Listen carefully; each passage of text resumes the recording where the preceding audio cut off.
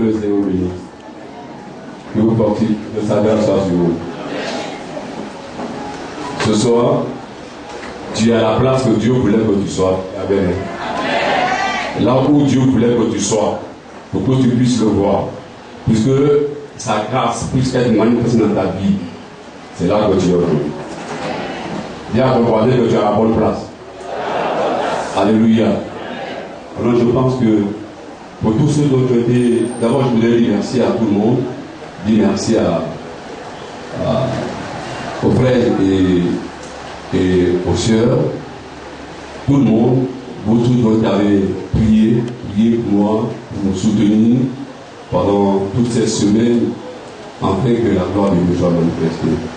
Nous sommes reconnaissants, mais je crois que Dieu aussi va vous commencer au temps convenable. Que Dieu vous bénisse. Le thème du message ce soir, c'est bien, si tu crois, tu verras la gloire de Dieu. Je veux que tu écoutes bien ce message. Parce que pendant que tu seras en train d'écouter ce message, les écailles vont tomber de tes yeux. La puissance de Dieu sera donc en train d'accomplir une œuvre que jamais elle a fait de ta vie. Je la verrai aujourd'hui.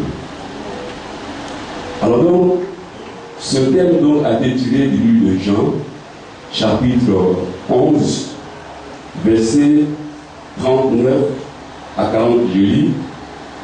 Jésus dit au verset 39 du livre de Jean, chapitre 11, enlevez la pierre, c'est-à-dire ôter la pierre.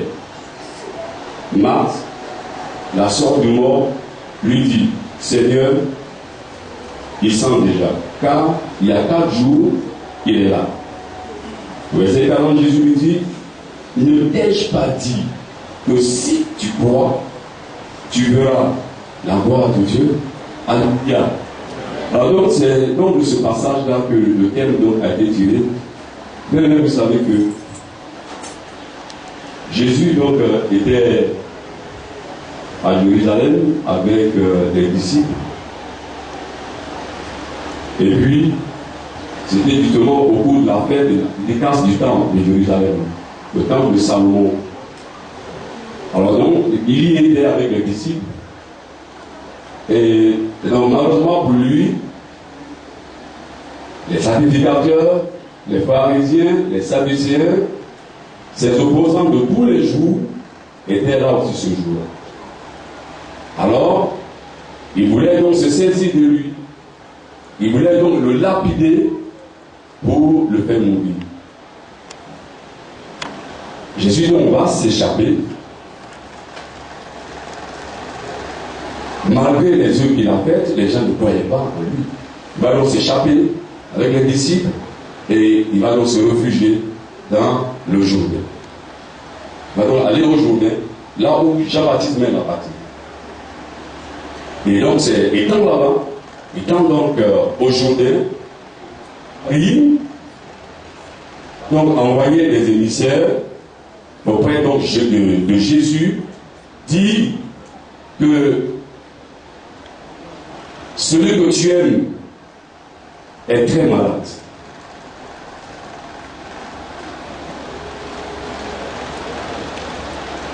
Alors, Jésus donc répondra aux émissaires qui étaient partis pour annoncer la nouvelle de la maladie de Lazare, leur dit que cette maladie n'est point à la mort, mais pour la gloire de Dieu, afin que le Fils de Dieu soit glorifié par elle. Alléluia.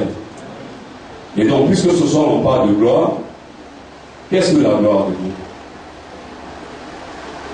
Pourquoi en cette période-là, il fallait donc que la gloire de Dieu soit donc manifestée en Israël, plus précisément à Béthanie? Et puis ensuite, est-ce qu'aujourd'hui, Dieu est toujours capable de manifester sa gloire au milieu de son peuple?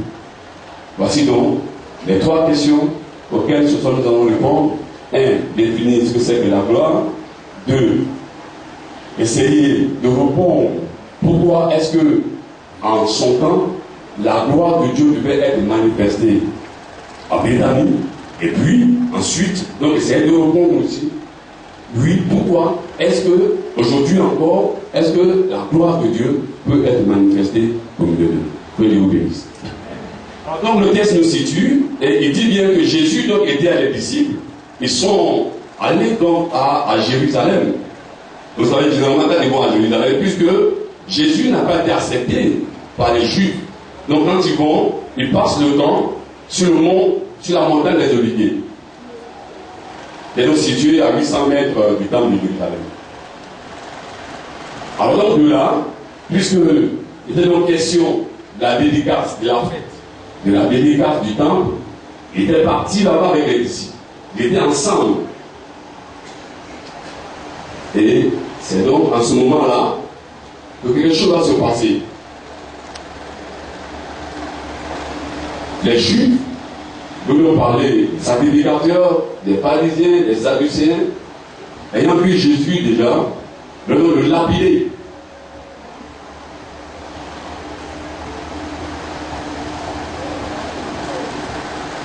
C'est alors que Jésus donc va se réfugier dans le Judée.